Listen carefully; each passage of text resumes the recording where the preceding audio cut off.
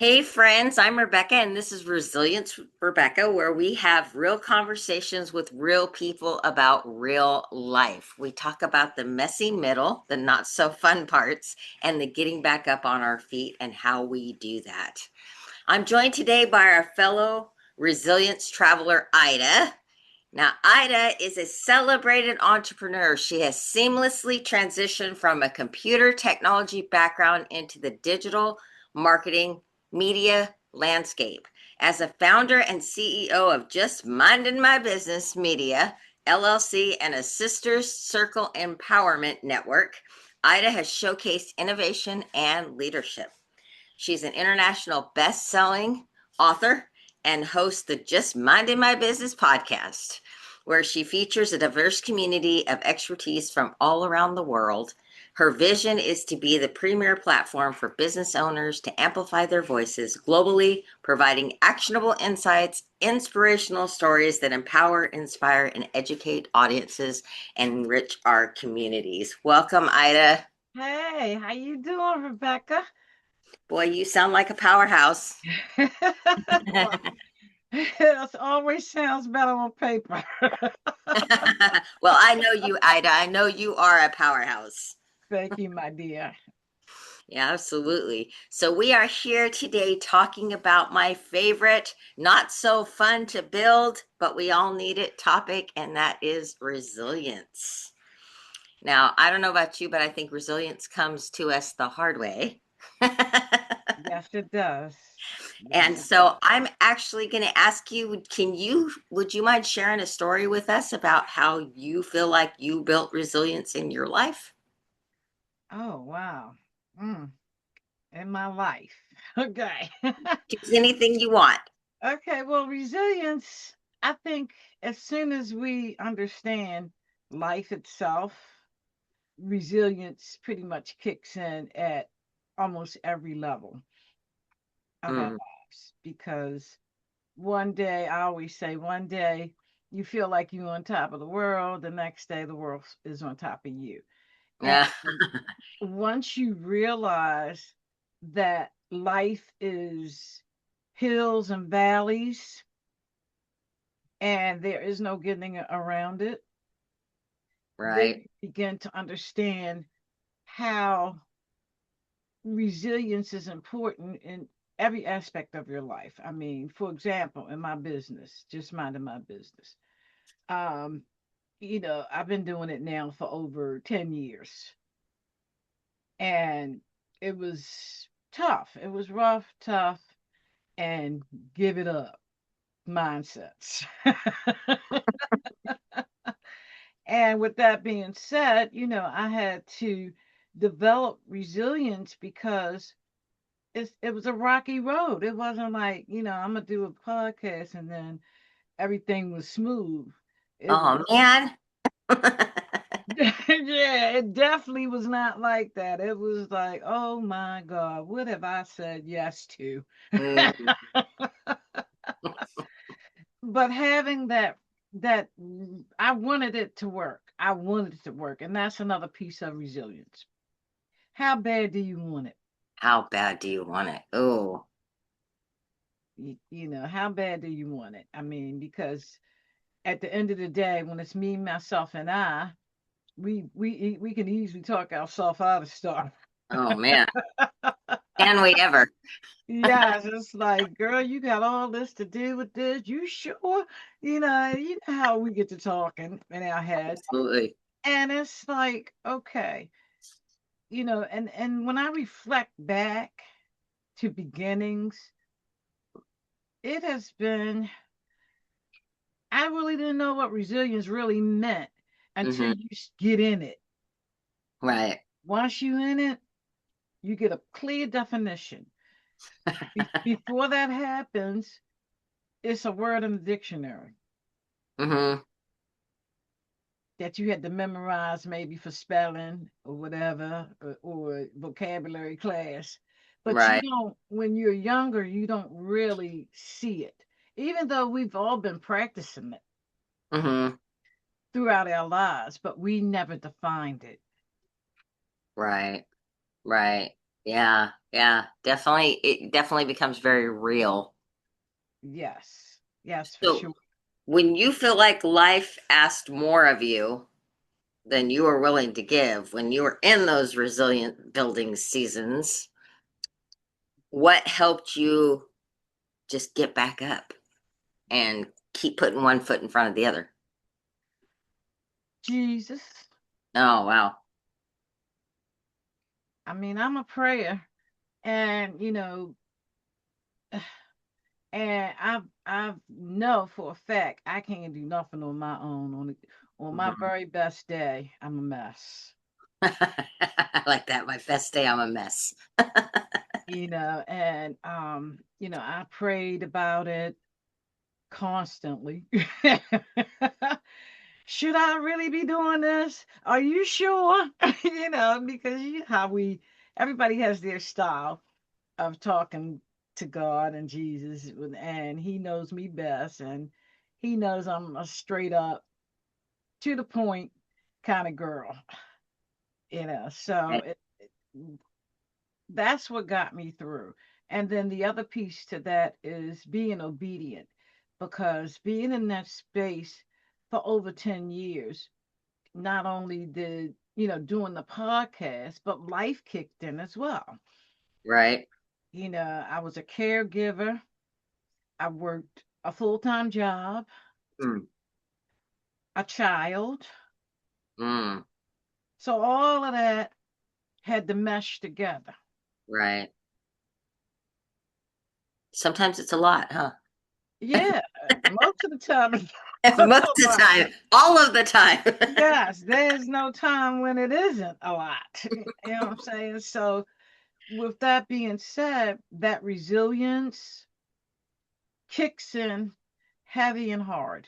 Right, right. Yeah, necessary to keep moving forward. Yes. So how do you feel like your understanding of it changed? Because you said before it was like a word in the dictionary before you really had to build resilience. But how do you feel like it changed as you lived it instead of just talking about it or spelling the word?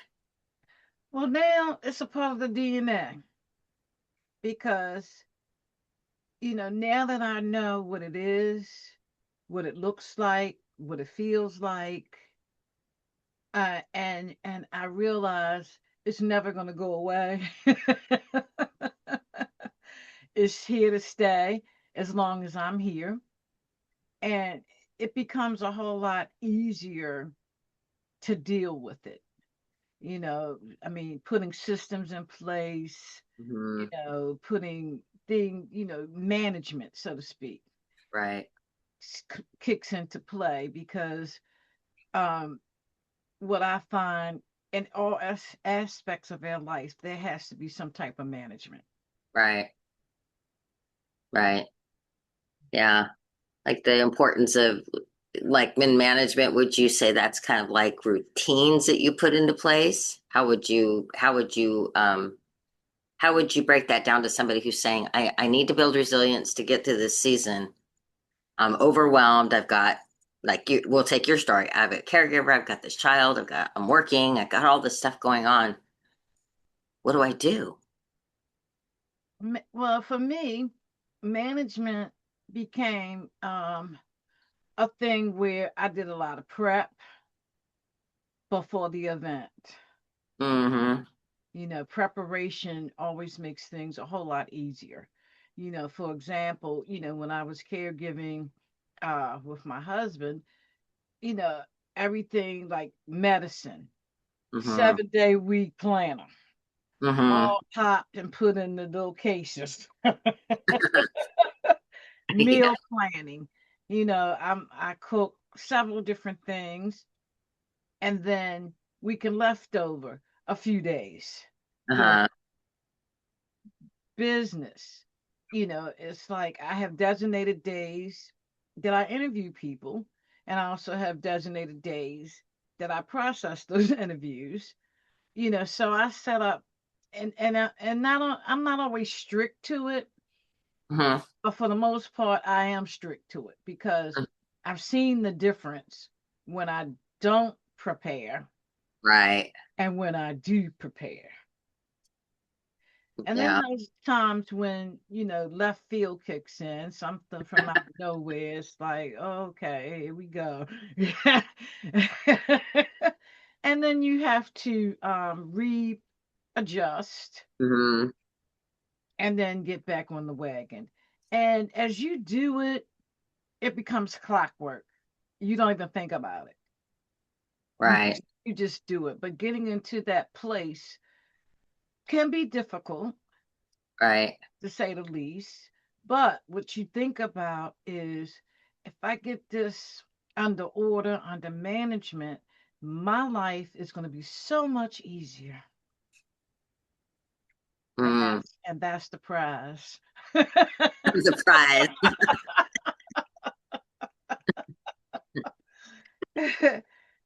Easier. How come we can't just have easy? I know it's never easy. It's just easier. I think we just get stronger. And we do. And we Yeah. get stronger. And as we get stronger, it gets easier. But never ever easy peasy. No, no, not my experience anyway. Mine either. So, what does resilience look to you like on days when you don't feel strong, when you're overwhelmed, when you're snowed under, when something from left field, like you mentioned earlier, just comes out of nowhere? What does it look to you in those seasons? Well, I mean, at first, you know how we do the meltdown. At first, it's like complaining. Okay, oh God, why now? Why now? You know how we go. By And me. it's a process. And then once you get to a place, well, this has happened. I can't undo it at this point. Hmm. So it's either going to be something that you can resolve, that will take your focus, or it will be something that you can't resolve, and the focus is, how do I let it go? Mm. And then there's some days where you have all this management stuff in place and you just ain't feeling none of it. Is that when you prop your feet up and just watch TV? Absolutely. Because if what I find for me, if I try to force it, Right. I get absolutely nothing done. Everything, it seems like I have no creativity. I'm just not into it at that point. So I just, you know what, let me let that be right now and let me do something fun that's going to make me happy and get out of this funk I'm in right this minute. Right. I think rest and relaxation and fun are very underrated, especially in the business world where Yes. it's like a hustle culture. And Yes. it's like, well, sometimes building resilience means actually resting, like Yeah. taking days off or time off or sleeping, going to bed early, or just doing something that requires no brain work. Right. Exactly. Just be. Right. Just be. Yeah. And I make sure that I carve out one of them days every single week. Uh, Yeah. when I first started doing it, I was starting to feel guilty at first. Because, Yeah. you always got a pile of something to Hmm. do, always. Always. Then after I got used to it, it was like, oh, it's time to be day. And you look forward to it. Right. You Right. know, it's like, okay, my family, it would be like, you don't want nothing. You ain't getting anything. I don't know anything. That was like the mentality. Uh, So don't mess with me today. I won't mess with the Ida, I promise. And I enjoy those days. Absolutely. Absolutely. They're necessary. They're Yes. so necessary. Yes, they are. Yes. And today, the way the world is right now, oh my God, it is definitely necessary. to Well, we have get that lost. me time. Oh, I'm sorry, I didn't mean to. You Yeah, I good? I think we get lost in our shoulds is what I was going to say. Yes. Get lost in those. We should be doing this. We should be doing that. We get lost in it, and we forget to just be. Yeah, and whatever you are doing, when you take that time, that's really what you're supposed to be doing. Mm. Nothing. You just put your feet up. Yes, nothing. Some days it's a pajama day. It's like I had to laugh at myself. I have developed a really big wardrobe of lounge and pajamas. And I was like, look at me. I'm taking this thing seriously. I didn't wear your pajamas today. Come on, girl. I want to see them. I, you know what? I had them on before this interview. I said, let me go just put something on. No, it's camera. But really, I felt like just coming as I was. Yeah, unless you are welcome. Absolutely. Maybe we'll do one of these podcasts one of these times. We'll call it a pajama podcast day. Yes, Just I come in like our that. pajamas. I like that. And one of the things, since you mentioned that, and what I like about women when we meet, we have our meetings in pajamas. We don't dress up for a meeting when it's just us, Mm, and I really love that about women as a species. It's what's coming out of our mouth and our minds that matter, not what we wearing. right, right. Yeah. I love it. Have you ever seen those videos that they show on all the social media platforms where the two moms get together and their messy hair buns and in their sweats or pajamas and the kids are throwing toys every which way and they're just sitting there having their cup of coffee and the house is a mess and everything and it's just like that community sense of just it's okay to just be overwhelmed and take a moment to just Yeah, be. yes, yeah, So yes, I indeed. love those. Yeah, I'm out of that season, thankfully, but now And I it's the grandkids. and I think as you get older and more mature, you like whatever. Simple as that. Whatever.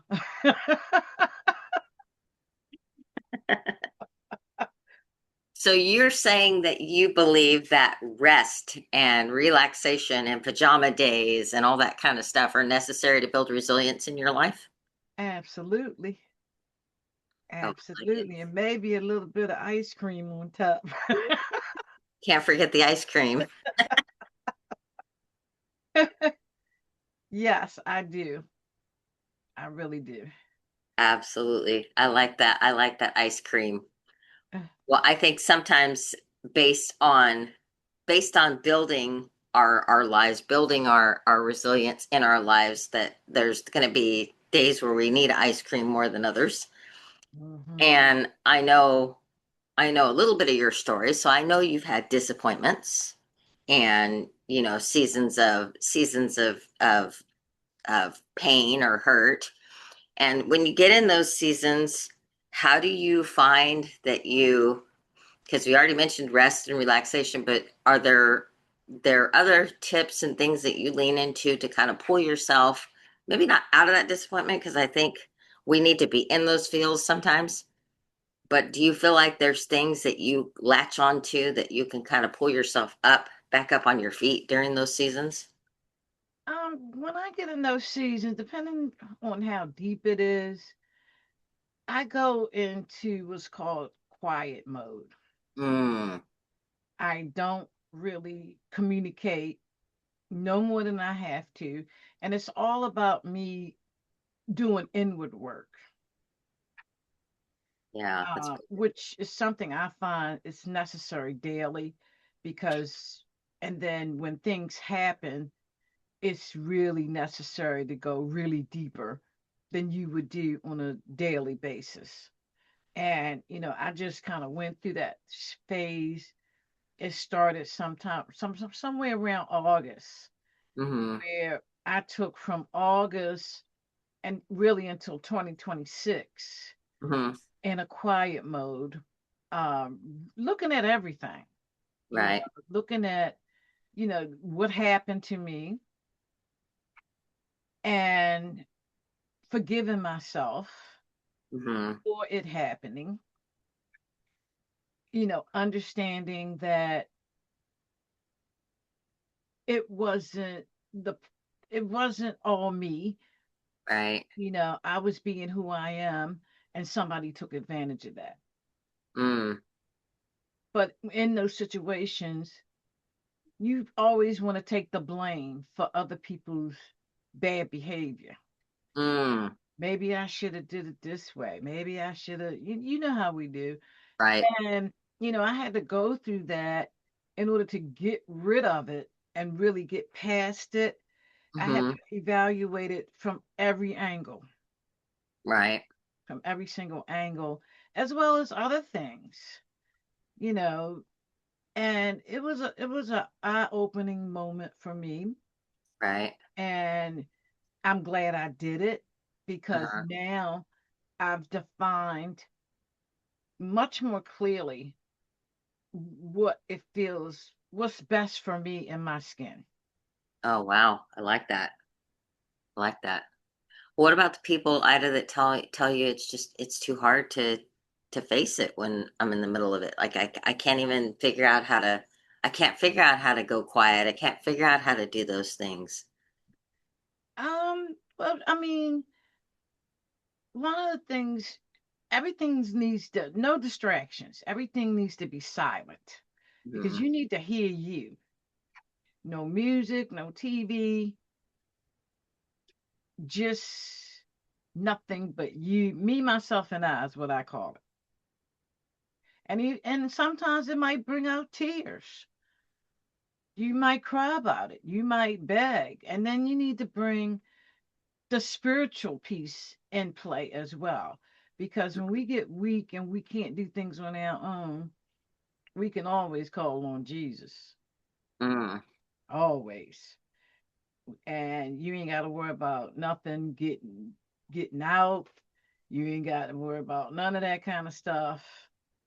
And it's the best help in the world. Oh, yeah. Yeah. So leaning heavily into your faith is big. It sounds like a very big deal for you. Oh yeah, it definitely is a very big deal. And I've seen the difference Mm.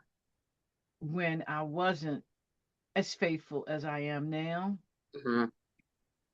I see a huge difference. Wow. Wow. So what part of you do you feel like grew quieter?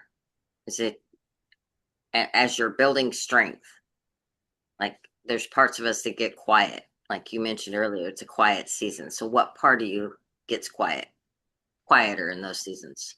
Um, my mind is a lot more focused. Hmm. That's one of the things that I've noticed is when I'm going through this season, my focus is really focused on the change I want, the transformation I want at that Mm. time. I'm not really thinking about anything else uh, to that degree. I mean, of course, your day to day stuff you got to do, that's in the mix. But when all of that is done, it's back to focusing on that thing, on Hmm. that whatever it is to take you to your next level. Right. Right. Yeah. It's hard to quiet the mind.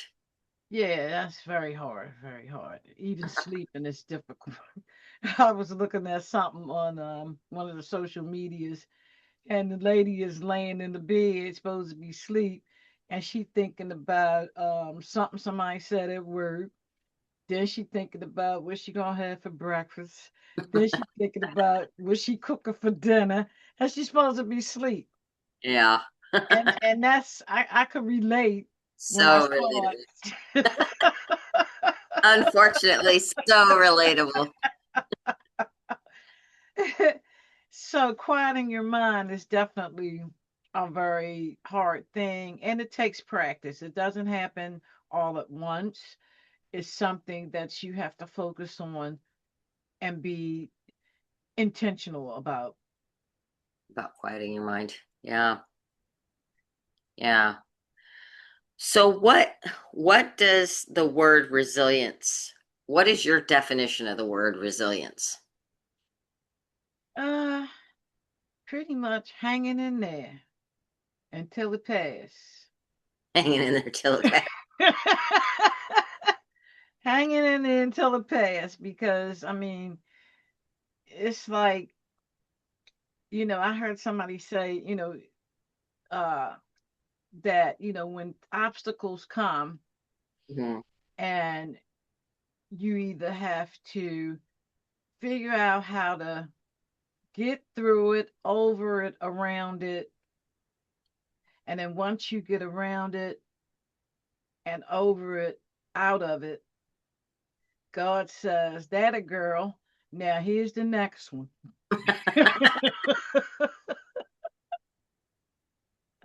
When you said around, I was thinking, is there a way around any of them? I think they're all straight through.